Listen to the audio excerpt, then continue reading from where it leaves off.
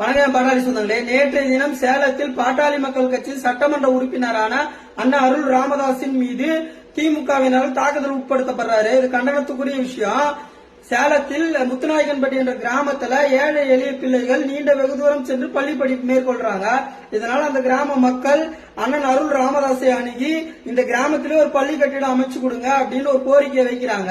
இதை ஏற்றுக்கொண்ட அண்ணன் அருள் ராமதாஸ் அவர்கள் சட்டப்பேரவையில் முறையிட்டு அங்க ஒரு பள்ளி வரத்துக்கான வழிவகை செஞ்சு நேற்றைய தினம் பூமி பூஜை போடுறதுக்கு அங்க போறாரு.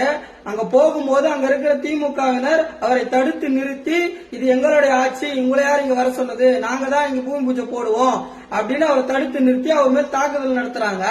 இது மிகவும் கண்டனத்துக்குரியது. சட்டமன்ற உறுப்பினருக்கு இந்த நிலைனா சாமானிய மக்களுக்கு எந்த நிலை என்று மக்கள் சிந்தித்து பார்க்க வேண்டும். இந்த திமுகவின் அராஜக போக்குக்கு 2026 மக்கள் தக்க பதிலடி கொடுக்க வேண்டும்.